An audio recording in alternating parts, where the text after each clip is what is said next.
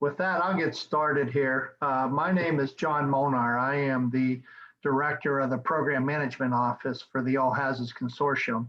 I am the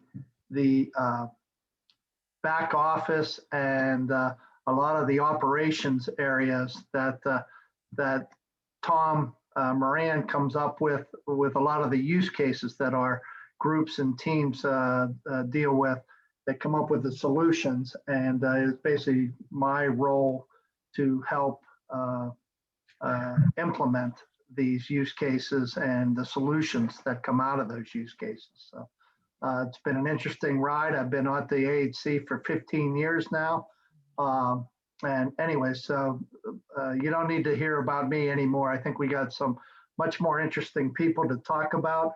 I want to introduce our moderator for this afternoon on track 2.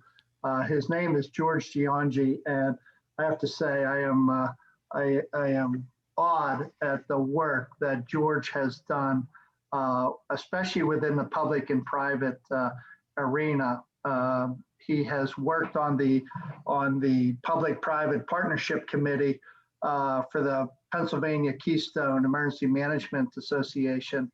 And George has basically brought the talk or to the axe to where, instead of where the talk is, and he has made it happen. He has brought in, I can't even remember how many of the organizations, George, you have brought into that session and integrated into the counties and integrated into Pennsylvania's emergency management organization.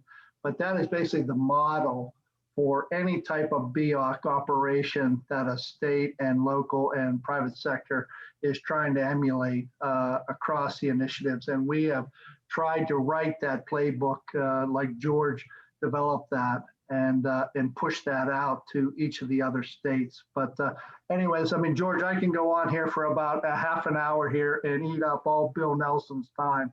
But George has been at this emergency management area for 30 years.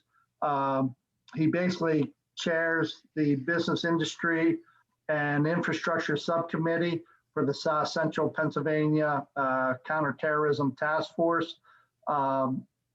As I mentioned, he is in the Private Sector Partnership Committee for the Pennsylvania Keystone Emergency Management Association.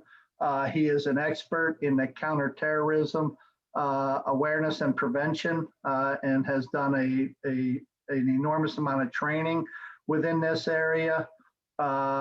He has also held positions in the PA Information and Intelligence Sharing Committee, the PA Food Rapid Response Steering Committee, and the PA Utilities Critical Infrastructure Advisory Committee. So, I mean, after 30 years, I have to say, George, I'll just sit back and listen and let the experts deal with the tracks here. So with that, I'll move forward. You'll see a picture here. I apologize, I had the wrong slide up as I was talking about George. As I mentioned before, the AHC2021.com is the area if you need to change the tracks as we get through the afternoon. That is the site that'll find all the links on that site.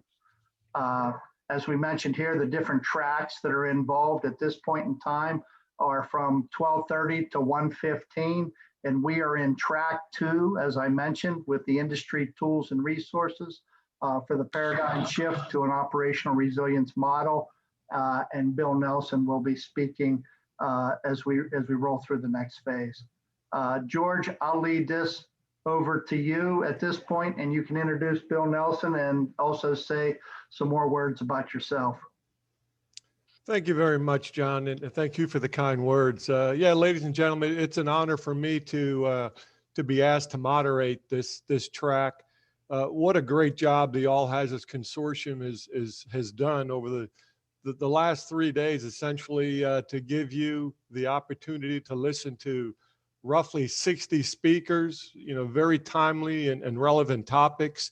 It's a great way, unfortunately with COVID going through the virtual aspects, there's some advantages to that as well. Obviously, there's no lodging, no travel, no meals that you have to deal with. So it's a great way to have a one-stop shop access to a number of experts. As John mentioned, I do chair the Business Industry and Infrastructure for South Central Pennsylvania Task Force.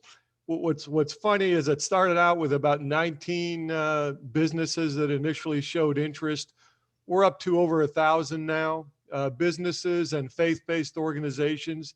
I like to think of myself as a conduit between the private sector faith-based organizations and with the public emergency responders, government emergency responders. One of the great values that I think I bring to this process is keeping businesses and industry as well as faith-based organizations situationally aware of latest threats, be it physical threats, cyber threats, and obviously offering them opportunities such as you've gone through with this summit, offering them opportunities for training and workshops. So with that in mind, if we can advance to the next slide, I'd like to introduce to you Bill Nelson, who's the chair and CEO of Global Resilience Federation.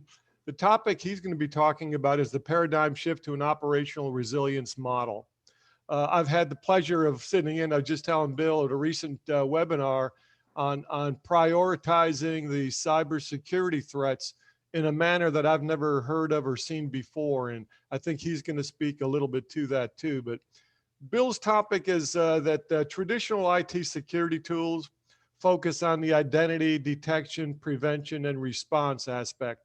However, ransomware, wiper malware, and other destructive attacks has caused the need for a paradigm shift to really implement solutions that enable an enterprise to fully recover data, applications, systems, networks, and configurations, plus restore physical assets and operational technology. Bill's session will discuss a multi-sector initiative underway to develop recovery rules, guidelines to achieve true operational resilience from both IT, physical, and the operational technology threats. So with that, I'll turn it over to Mr. Nelson. Bill? Thank you. And thanks for that great introduction. It's good to meet you. I was pleased to hear that you participated in our webinar the other day. So I'm glad you got something out of it. You're going to hear the word of resilience a lot in this presentation. And the topic is this paradigm shift to an operational resilience model. And I will be covering that.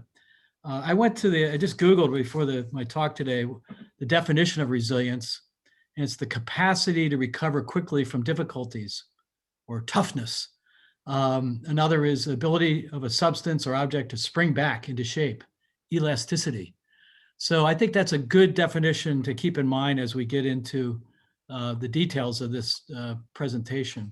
I'm having a little bit, let's see, I'm trying to advance the slides. Here we go. But the background here is, I'll give a little bit of background on the GRF, the Global Resilience Federation, how I got involved in it.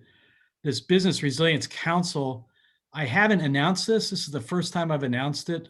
It's something that we had when I was in financial services, and we're bringing it to a multi-sector environment starting on February 17th. I'll talk about the operational technology ISAC. These are all things I discussed with, by the way, George and John, with Tom Moran when he asked me to speak. So I thought I'd just cover that quickly and then get into the operational resilience framework, vulnerability management, and Q&A. That's me, taken a couple years ago. I've been chair of this group for 2 years. Before that, I was president and CEO of the Financial Services Information Sharing Analysis Center, FSISAC, for 12 years. And I grew that organization from a few hundred members to over 7,000 financial institutions in 50 countries by the time I left at the end of 2018. Before that, some of the things I'll cover today, you'll see some of my background. I spent 18 years as executive vice president of NACHA, which is the National Automated Clearinghouse Association, a rulemaking body for the ACH network. And I directed the development of and promotion of ACH applications like direct deposit, bill payment, internet-based payments. And I was heavily involved in risk management and strategic planning for that organization. This is kind of a history of our organization I'm in now, the Global Resilience Federation. It's a nonprofit. We really develop and support threat information sharing communities and coordinate cross-sector intelligence sharing. We got started in 2014 when I was at FSISAC and CEO there. I was asked by law firms specifically to join FSISAC. And I said, well, you're not a bank, you're not an insurance company, you're not a payment processor, you're not a broker dealer, you don't qualify. Of course, I didn't. They sent me a letter, put it in writing, and I did not respond in writing because they were law firms. So I said, well, let me see what we could do. So we ended up forming a group called the Sector Services Division of FSISAC. And the reason is FSISAC was the first ISAC formed. I think Brian Tishik talked about that yesterday in 1999. And it was a private sector initiative to work with government and really help the sector protect itself against cyber attacks. And later, after 9/11 and then Katrina and other things, had more of a physical focus also, in addition to cyber. The oil and gas ISAC had been struggling. I think it was defunct. They wanted to get revitalized, so we helped them get started. We formed this Legal Services Information Sharing Analysis Organization, or ISAL, and we helped the RSIS, the retail group, get started. This was after the Target breach and a number of other, I think a whole bunch of other breaches that occurred that year in 2014 into 15. We ended up adding others over the next couple of years, an energy group, healthcare ISAC joined, Denise Anderson, who I think spoke yesterday or speaking later today. I'm not sure. I know she's on the program. She heads up the healthcare ISAC. She joined, and we provide some physical security services for them. And of course, FSISAC, we provide some services for them too.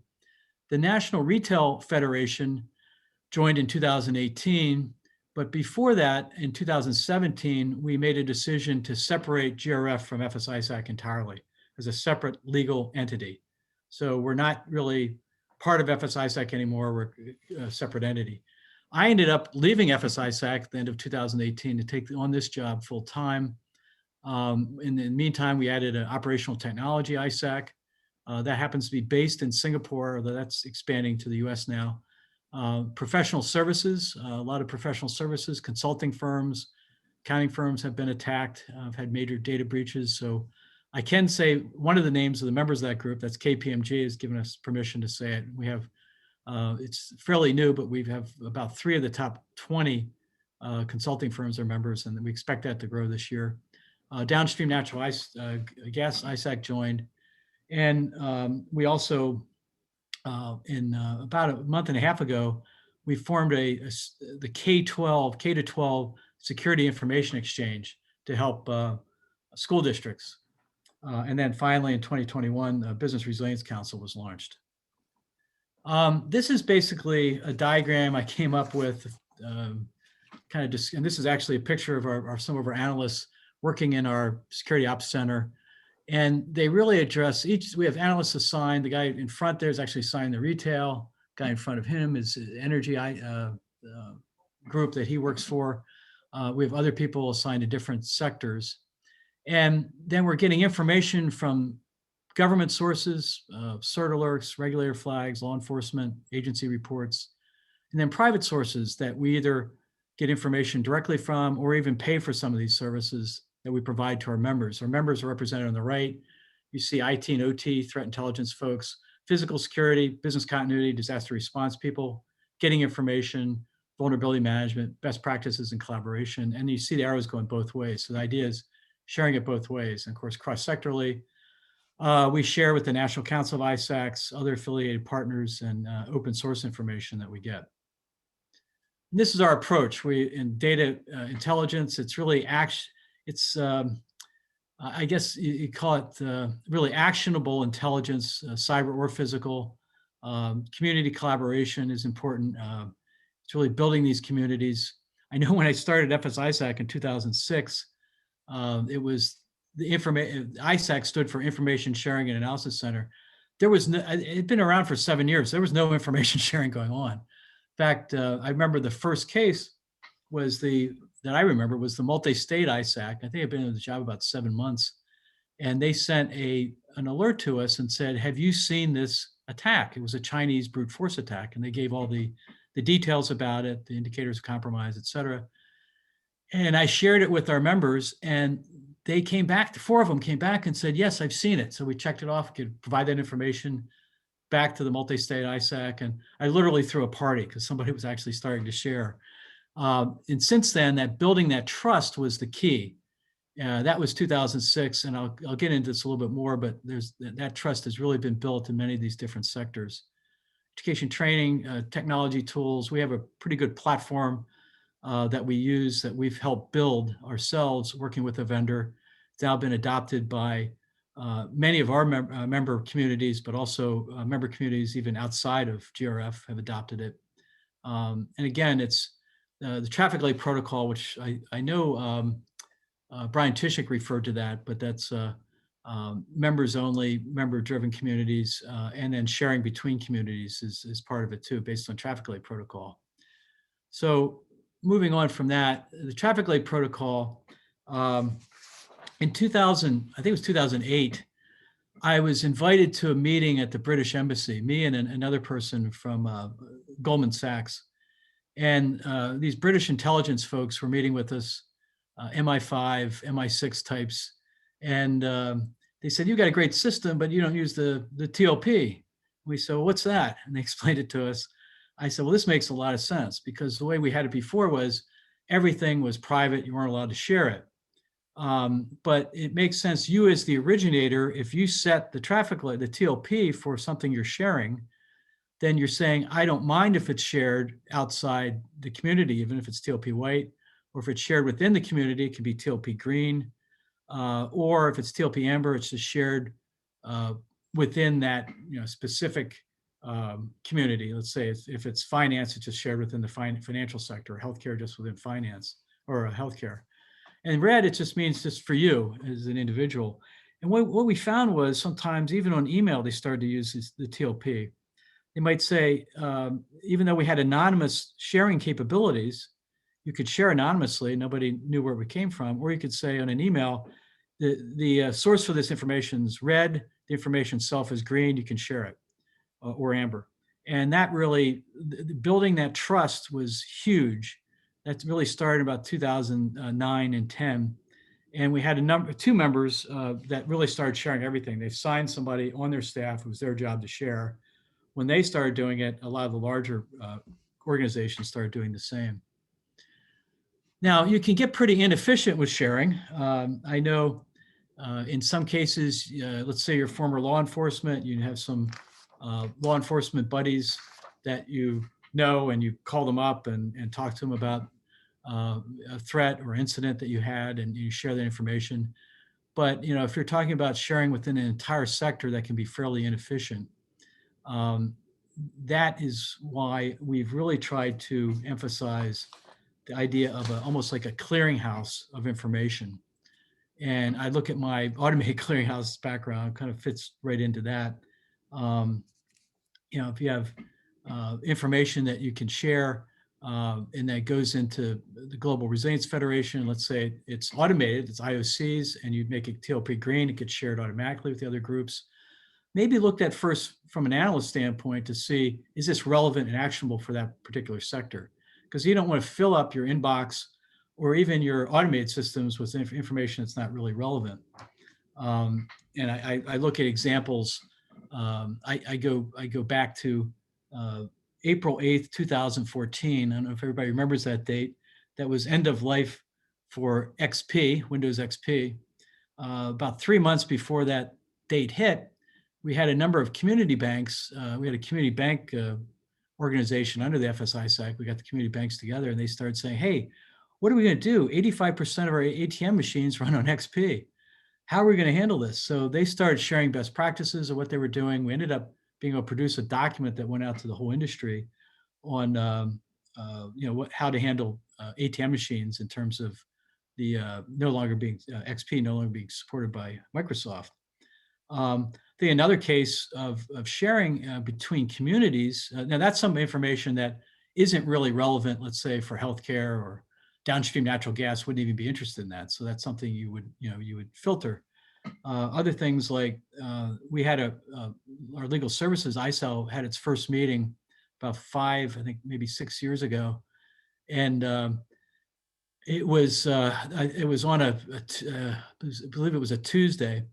On Friday, as I was driving home, I got a call from a financial institution member about some intelligence he had about 34 law firms that were about to be attacked. He had information about their email addresses, their Facebook and LinkedIn pages. I was able, over the weekend, we were able to get that out to all the law firms that had joined the legal services already.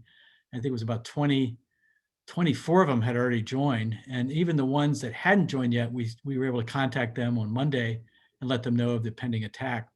On Tuesday, we had our meeting, and I remember the law firms looking at each other. I said, I think we understand how information sharing works now, because it was a very early warning of a pending attack, which is really where you want to be. You want to get there if you can before the attack occurs, or even if after an attack occurs, it can help other organizations within your sector to prevent it from happening to them. I do want to mention the Business Resilience Council.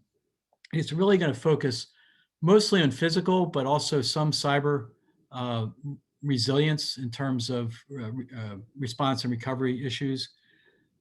We added our physical mission at FSISAC post 9/11. Of course, Katrina was another example, and then Hurricane or Superstorm Sandy.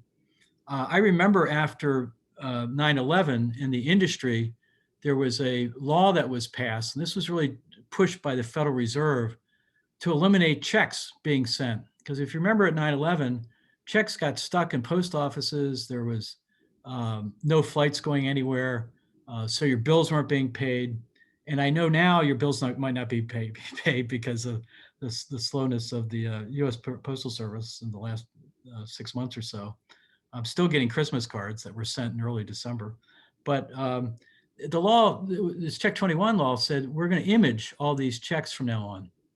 That was so we're not going to rely on planes, trains, and automobiles to get checks delivered to businesses. We're going to, or consumers or whatever, we're just going to image those checks between the bank of first deposit and the paying bank.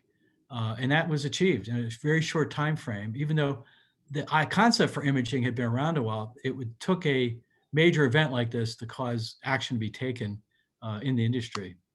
I also think of, when I think of this, I also think of the pandemic exercise we did in 2007.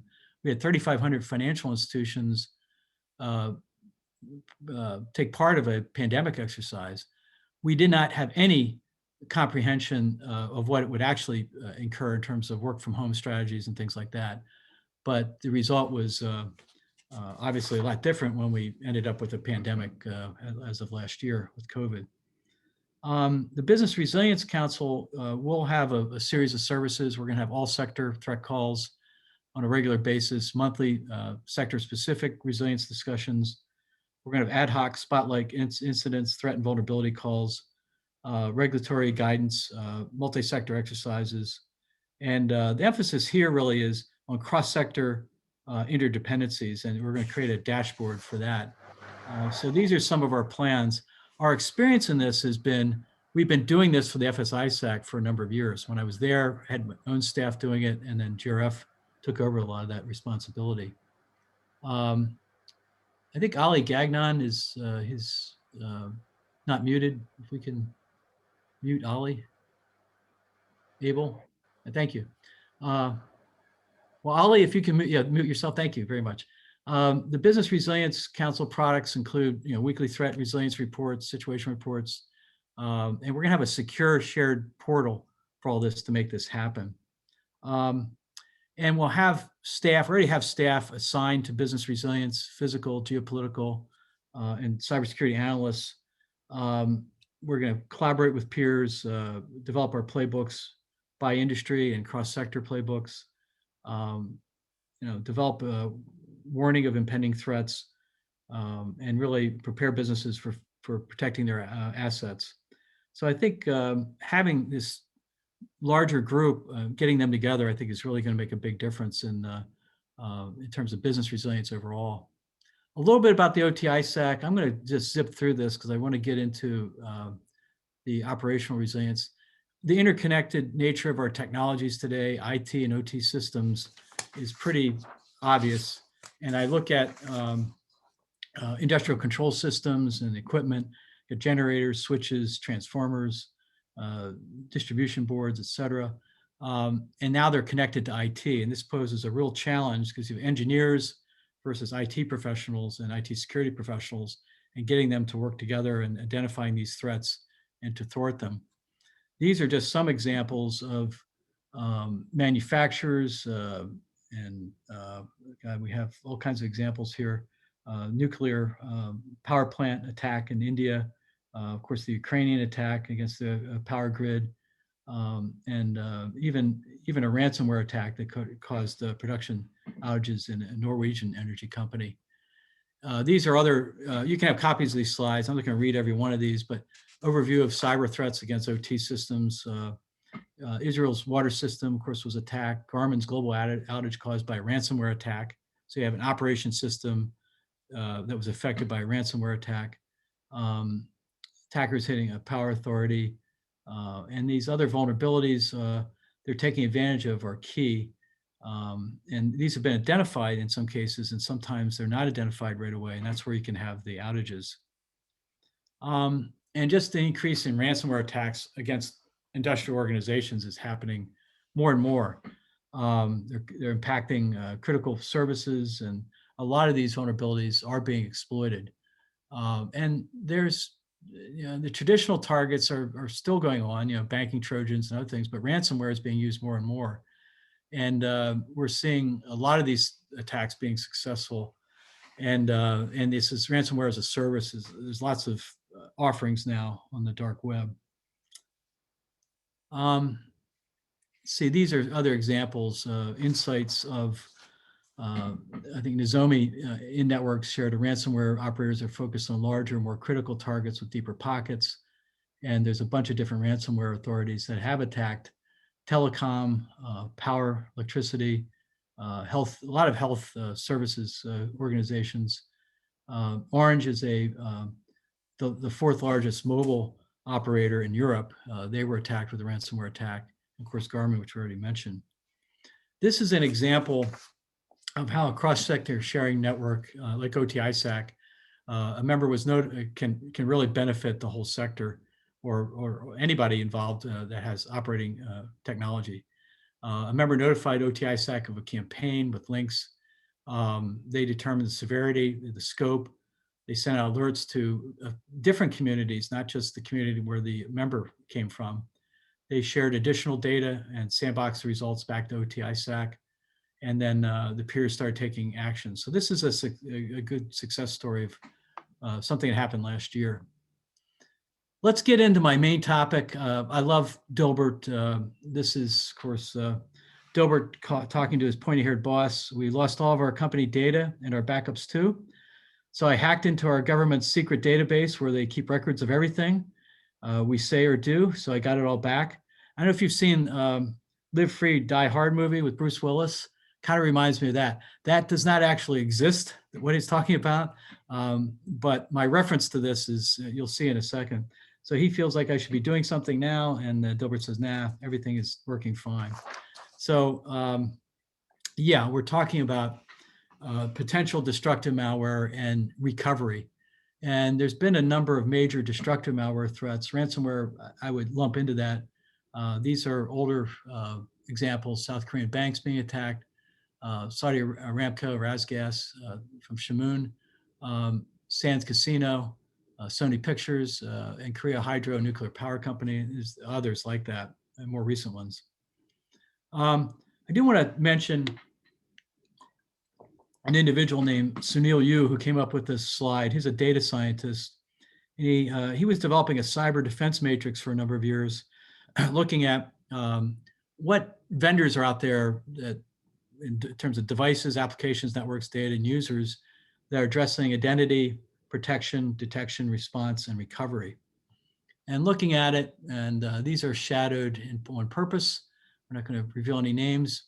But the question is, we see all these names pop up. There's a lot in the area of identity, protection, detection. But if you get into response and recovery, there's very few out there. So are we solving the response and recovery problem? Response to a certain degree in devices, less so in applications, somewhat in networks, very little in data and users, and very little on the recovery side, except for data. There are some data solutions out there. So he came up with a concept of a need to have more in the area of true recovery. And there's challenges in each one of these, but if you look at recovery, we're getting hit with ransomware, wiperware. What do we do about data applications, systems, networks, and configuration? And I think the key is having a distributed, immutable backup. And what we saw with 9/11, I know in the banking industry, the electrical sector, the backup was maybe across the river in New Jersey, or maybe down the street. And when that power grid went out, you had no backup. So there became more requirements to have backup like 600 miles away, and other solutions that made sense for physical protection.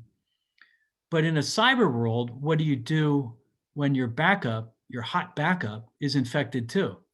So you can be 600 miles away, you can be running the same systems and networks, et cetera, and the infection gets into both your core operating system you're running kind of online, and then the online backup is then also compromised. So what we're looking at is potentially here a set of, and regulators have a lot of interest in this, and Basel guidelines and the others. I know Bank of England and a bunch of other regulators in the banking area are looking at this. I think a lot of other companies are looking at it too. High tech companies, Google just published a white paper on this. Phil Venables from Google now did it. What we need is, I think, a set of rules and guidelines on how this is going to work. And what I'm looking at is kind of an operational resilience framework that we could implement, that all multiple industries could follow. Now, we're not going to tell them that you deal with a particular company in terms of that recovery, that immutable distributed recovery, but it's got to be different from your regular online backup. This is something I'm excited about. We'll be announcing this at this Business Resilience Council meeting. That's why I brought the business resilience up, because this is something we want to have spin out of this, is have true operational resilience and set of rules around that. And my last topic today is vulnerability management. And let's start with the problem. There are over 1,000 software vulnerability disclosures each month. And I know when I started FSISAC, I would hear from chief information security officers, I can't keep up with patching my systems. There's too many patches. I try to do the high and critical vulnerability patching only, and I never get around to the lower or the lower vulnerability rankings, so the CVSS scores. And there are millions, though, of hacker posts each month talking about what they plan to do and which vulnerabilities they want to address and attack and exploit. So can we use artificial intelligence for collection and analysis of hacker central intelligence? And George, this is the presentation I think you heard yesterday, and I think it's a resounding yes. Why not? And enterprises are really inadvertently ignoring threats from vulnerabilities. I mean, if you look at 60% of breaches that occur, they're from very well-known unpatched vulnerabilities. I look at Equifax, I look back at some of the vulnerabilities that have been identified in the last year even. There's a blame game going on. Well, didn't you do the Microsoft update from March of last year? Well, that could have caused a major data breach. And the reason being is, in many cases, it's a low NIST scored vulnerability. Maybe it's low. And what the bad guys are doing are actually looking at what the low NIST CVSS scores are and going after them, or it's re-exploitation of vulnerabilities, or it's maybe it's a high vulnerability or listed as critical CVSS scores, but you haven't gotten around to it because there's just too many to prioritize. So I think using artificial intelligence, multi-sourced intelligence coming from the dark web or the deep web, other social media outlets, and since there's so much chatter going on, can you analyze this and develop a score that's based on really threat or risk-based vulnerability management, and then synchronize that with your vulnerability management systems and rapidly identify any potential ignored threats. I prepared this slide just kind of, the important thing is know your assets, have your solid IT and OT asset inventory, and then synchronize your vulnerability management tools with that, and have a process to do that and prioritize them. I think, recognize that patch execution is very challenging anyway, and don't just start patching everything. Make sure you're patching the right ones. I know, George, in that the company that you heard from yesterday, I think they have their highest score that they have come up with is something like 38.6. And I always find that interesting. What does that mean? That means their highest score, 38.6, means there's a 100% chance that vulnerability is going to be exploited. That's one you need to patch. And if you can get up to the 70% range instead of the 3 to 10% range, these vulnerability scores are just not that accurate coming out of CVSS scores. So getting something that is more accurate is one way to do it. And even that's from the outside looking in. Looking from the inside, can I take a look at what my interdependencies are? Is this vulnerability actually going to be exploited in reality, or is it dependent on some other vulnerability to be exploited before this is? So knowing that interdependence is really important too. So to wrap things up, I think I'm on time. One organization's incident becomes the industry response. That's kind of my motto in terms of information sharing in general. And I love this slide. I think we're stronger together the more we share. And you have the bad guys, in this case, well, depending on your view, maybe the lions are the good guys, but we're the water buffalo, who are the meanest and baddest animals on the African plains. And we're together, we can defend ourselves against the greatest predators out there. Thank you. Thank you for your time. Do we have any questions? I kind of zipped through part of that rather quickly, but I can take questions now. And this is my contact information. You're welcome to reach out. Our kickoff meeting for that Business Resilience Council meeting is on February 17th at 2 p.m. If you'd like to participate in that, please reach out to me on my email address, bnelson@grf.org. That's it. John, Bill, thank you very much. That was a great presentation. John, do you have any questions that were sent in? I didn't see any on the board. There weren't any that were brought into the Q&A session. They're coming in now with just some points of view that just said great presentation, lots of wonderful info. Bill, I have a question for you though, and I think you go to the point here within your presentation on the response area, but within the Global Resilience Federation is one of the playbooks that you're talking about what to do with ransomware. I'm really not seeing anybody that knows what to do besides, we're not going to give them money, or we're going to give them, that isn't quite the one sentence playbook that I'm really trying to see.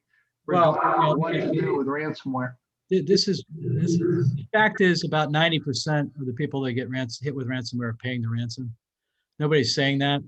And I hear sometimes I hear, well, it's against the law to pay the ransom. No, it isn't. I don't think FBI is prosecuting anybody for paying a ransom. to get their data back. But my thought around that is having a immutable backup would and that's distributed, and you can get quickly reestablish your connections and your data, your applications, your systems, your networks, your configurations. Even if you could get that out and test that and get that turned around quickly, you wouldn't have to pay the ransom. So the answer is, yeah, be resilient, be tough. And so I think that's the key. And we haven't looked at that way. We always looked at detection, prevention, and let's build all these tools. The data scientist that came up with this concept, he said, don't pay any money for protection and detection or identity. Don't worry about it. Just put all your money in response and recovery. I don't agree with that. Okay. I think you need to have tools, and the more belts and suspenders you have, I think you are protecting yourself. Of course, data scientists can say that because they're not going to get fired when the attack happens to their company, right? Or maybe they don't work at a company. They're academic. But so Bill, yeah, to that point too, I understand that you mentioned 90% actually do pay the ransom. I understand that of that, a great portion, over 90%, actually get the data back, albeit it's a very slow and tedious process. that's true.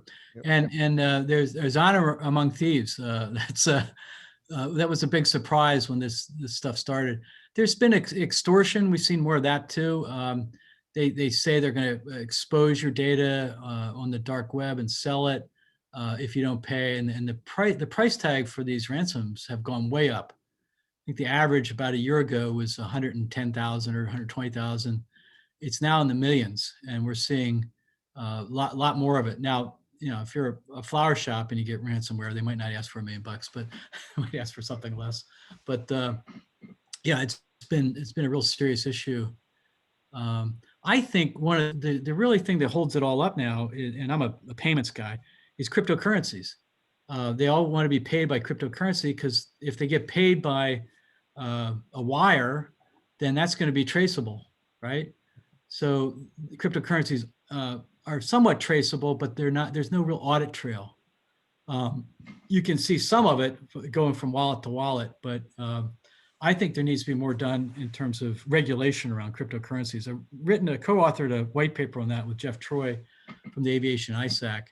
And if anybody's interested in that, please email me and I can send that to you.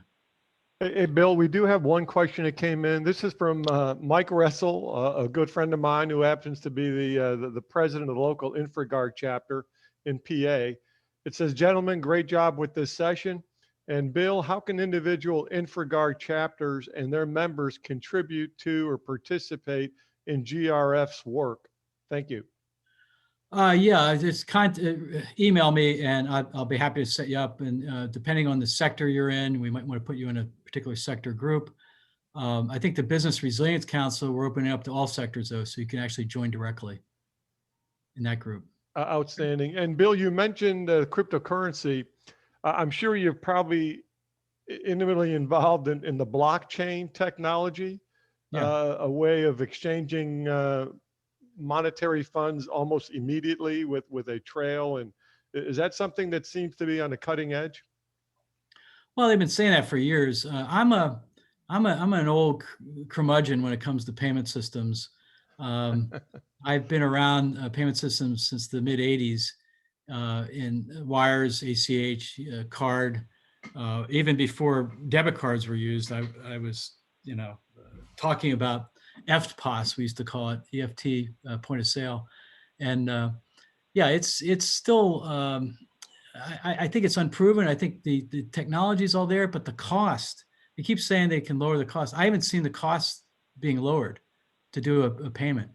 So you make a payment, what's it going to cost you to send $2 million to overseas or to a bank across the street? ACH is about 1/10 of a cent, the cost for the banks.